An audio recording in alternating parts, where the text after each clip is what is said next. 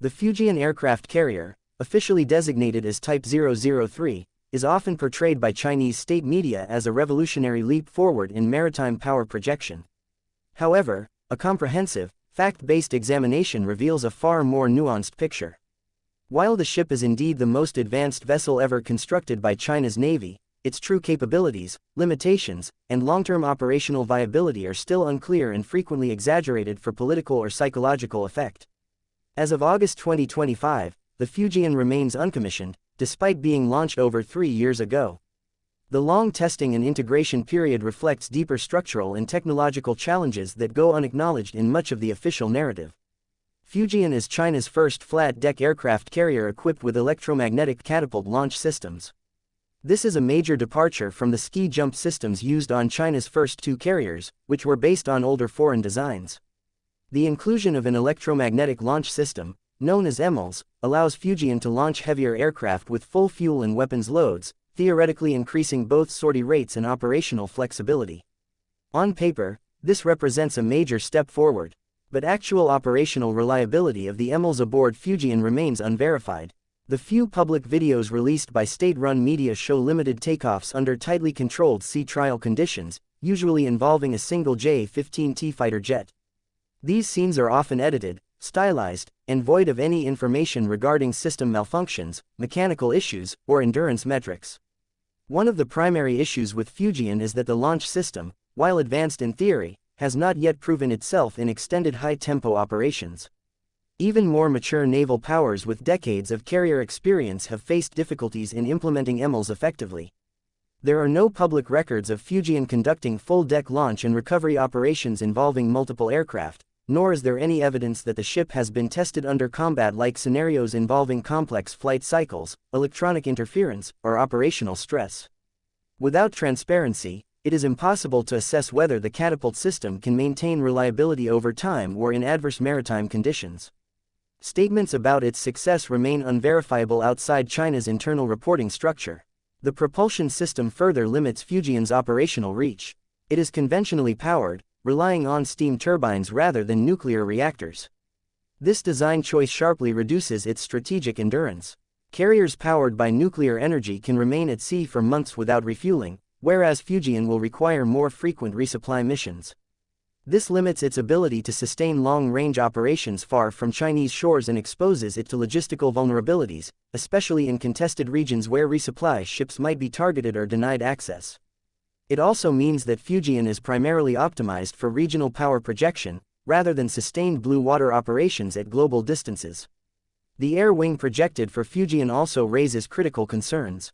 While the J-15T is being tested on the ship, it remains an upgraded variant of a legacy airframe that itself was adapted from older foreign designs. Although suitable for basic strike and air superiority missions, it lacks many of the advanced features, like reduced radar cross-section, advanced electronic warfare suites, and integrated mission systems, found in modern carrier aircraft developed elsewhere. Additionally, there is no publicly available evidence that Fujian has achieved the necessary sortie rate benchmarks required for a fully combat-ready carrier. Group. The carrier may be capable of launching aircraft, but that does not guarantee the ability to generate continuous, round-the-clock operations, which are fundamental to any serious carrier doctrine. Even more revealing is the prolonged and cautious pace of Fujian's sea trials. Since its first voyage in May 2024, the ship has undergone multiple sea trials, but these are spread out over months, with limited durations and little sign of acceleration. This slow pace suggests that either technical problems are being encountered or that full integration of the ship's systems, including radar, launch control, navigation, communications, and propulsion, remains incomplete.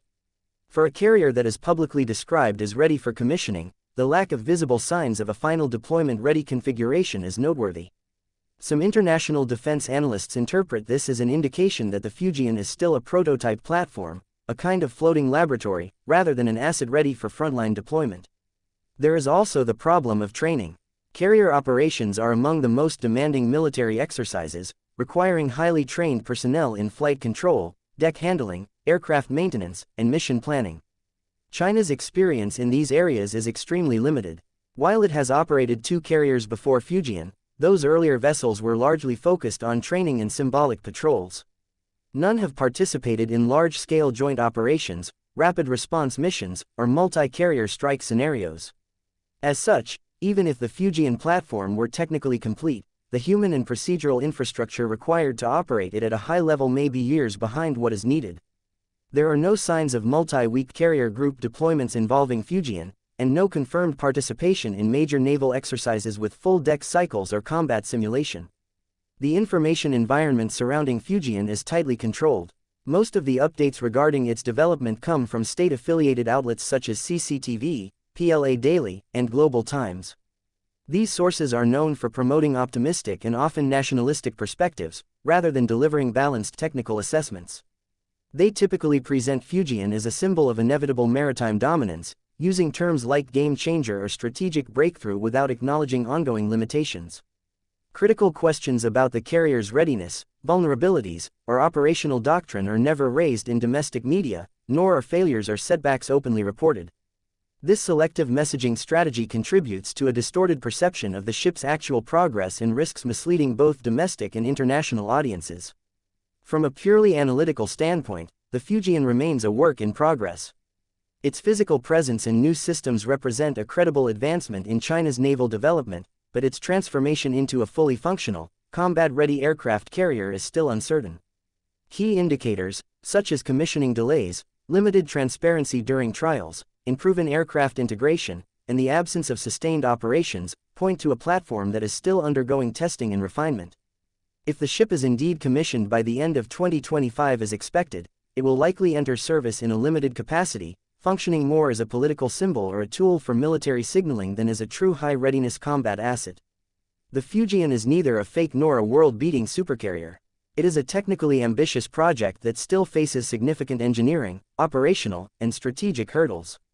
The disparity between its actual capabilities and the way it is portrayed in media illustrates a broader pattern of inflated military narratives. These narratives serve domestic political goals and psychological influence campaigns, but they do not reflect the complex reality of developing, maintaining, and deploying a next-generation aircraft carrier in real-world conditions. Until Fujian proves itself through extended deployments, integrated strike group operations, and real-world crisis response, its status will remain that of a symbol, not yet a solution.